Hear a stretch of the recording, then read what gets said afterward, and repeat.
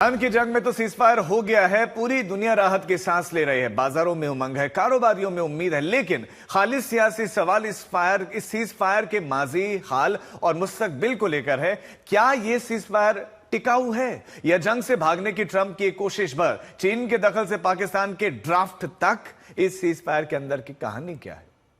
28 फरवरी को ईरान पर जब हमले शुरू हुए थे तो इजराइल और अमेरिका शाना बाशाना ईरानी जमीन पर बारूद बरसा रहे थे। ईरानी लीडरशिप के सफाई का टारगेट फिक्स हुआ तो अमेरिका और इजराइल मिलकर हमले कर रहे थे। दुश्मनों पर ईरान का पलटवार हुआ तो खाड़ी की जमीन पर अमेरिकी और इजरायली जमीन पर इजरायली दोनों ईरानी कहर झेल रहे थे। 6 हफ्ते तक जंग में अमेरिकी जहाज ध्वस्त हो रहे थे तो इजराइल का ड्रोन भी गिर रहा था। लेकिन जब इस जंग में युद्ध विराम की बातें शुरू हुई तो पर्दे के आगे पाकिस्तान और पीछे चीन था, लेकिन सीन में कहीं इजराइल का नाम भी नहीं था। ईरान में फिलहाल जो युद्ध विराम हुआ है वो ईरान और अमेरिका के बीच हुआ है, लेकिन इजराइल ने ना तो ईरान से युद्ध विराम किया और ना ही लेबनान के हिजबुल्लाह से। फिर भी पाकिस्तान बल्लियां उछाल रहा है कि उसने आखिरकार युद्ध विराम करा दिया। सबसे पहले रात 1:15 बजे पाकिस्तानी पीएम शहबाज शरीफ ने ही संकेत दिया था कि ईरान और अमेरिका की जंग 2 हफ्तों के लिए थमने वाली है। पाकिस्तानी प्रधानमंत्री के इस पोस्ट से पहले तो पूरी दुनिया को सीजफायर की खबर की राहत मिली, लेकिन जल्द ही इस पोस्ट के पीछे की कहानी सामने आ गई, जिसमें ऊपर लिखी एक लाइन ने पाकिस्तानी पीएम को कहीं और से भेजे गए मैसेज का शक पैदा कर दिया। ड्राफ्ट फॉर पाकिस्तान पीएम नाम की इस लाइन के बाद चर्चा शुरू हो गई कि शहबाज को यह मैसेज दिया किसने था। विदेशी न्यूज एजेंसी से बात करते हुए ट्रंप ने माना कि इस प्रस्ताव को तैयार करने में चीन ने काफी मेहनत की थी। दरअसल ट्रंप को अगले ही महीने शी जिनपिंग से मिलने बीजिंग जाना है। उससे पहले किसी हाल में ट्रंप और चीन इस जंग को खत्म करना चाहते थे। यही वजह है कि चीन ने युद्ध विराम में पहल दिखाई। अब उम्मीद लगाई जा रही है कि ट्रंप और ईरान के बीच 15 पॉइंट और 10 पॉइंट की जो शर्तें रखी गई हैं, उसमें से कुछ ऐसे बिंदु साझा हो सकते हैं जिन पर सीजफायर 2 हफ्ते के बाद हमेशा के लिए हो सकता है।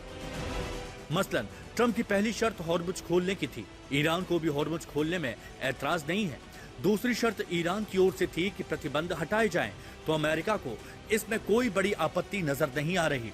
तीसरी शर्त अमेरिका की ओर से न्यूक्लियर वेपन नहीं बनाने की थी, तो ईरान ने कभी नहीं कहा था कि वो न्यूक्लियर हथियार बना रहा है। चौथी शर्त ईरान की ओर से थी कि ईरान पर दोबारा हमले की गारंटी मिले तो ट्रंप इजराइल को कुछ बरसों तक हमला नहीं करने के लिए राजी कर सकते हैं। पांचवी शर्त अमेरिका की ओर से थी कि ईरान अपनी बैलिस्टिक मिसाइल प्रोग्राम छोड़ दे तो ईरान इसमें दूरी कम करने की शर्त पर राजी हो सकता है। इसी तरह छठी शर्त ईरान की ओर से थी कि जंग में हुए नुकसान की भरपाई की जाए, तो अमेरिका हॉर्मुज से टोल वसूल कर उसकी भरपाई का फॉर्मूला रख सकता है। लेकिन ये अनुमान की बातें हैं।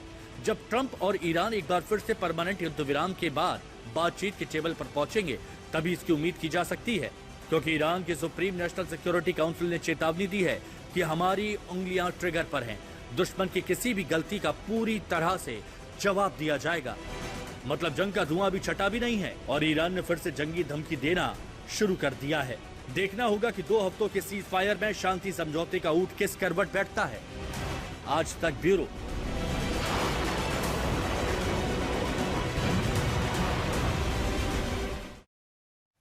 जंग के 40वें दिन युद्ध विराम हो गया और ऐसे में यह देखना जरूरी है कि ईरान के खिलाफ जंग ऐलान करने वाले डोनाल्ड ट्रंप को इस जंग में मिला क्या।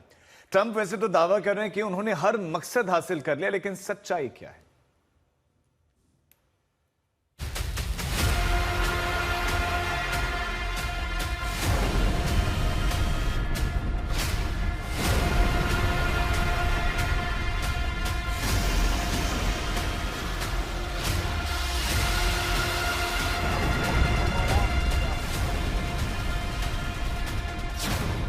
कभी ईरान के लोगों को जानवर कहा, They kill protesters, they're animals, and we have to stop them.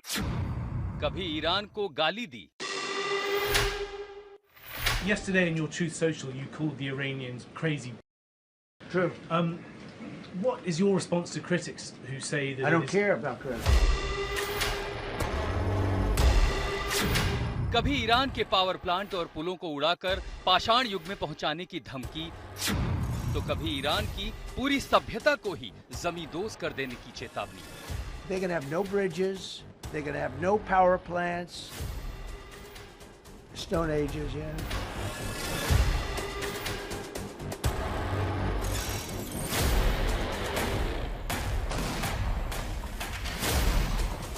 पिछले 39 दिन से अमेरिकी राष्ट्रपति डोनाल्ड ट्रंप एक बेकाबू राष्ट्राध्यक्ष की तरह दुनिया के सामने नजर आए। वो सार्वजनिक शिष्टाचार के साथ कूटनीति और युद्ध के हर नियमों की धज्जियां उड़ाते नजर आए। 28 फरवरी को जब नेतन्याहू के साथ मिलकर ट्रंप ने ईरान के खिलाफ जंग का ऐलान किया तो पहले ही हमले में ईरान के सर्वोच्च नेता आयतुल्लाह खामनेई का खात्मा कर दिया। 39 दिन की जंग में ईरान के टॉप नेताओं और सैन्य नेतृत्व का खात्मा कर दिया। यानी वो खामनेई जो ट्रंप को चुभ रहे थे उन्हें पहले ही दिन रास्ते से हटा दिया, फिर भी ईरान में अपनी पसंद के मोहरे को वहां की सत्ता में नहीं बिठा सके, क्योंकि युद्ध के उन्माद में उन्होंने कोई विकल्प ही नहीं रहने दिया।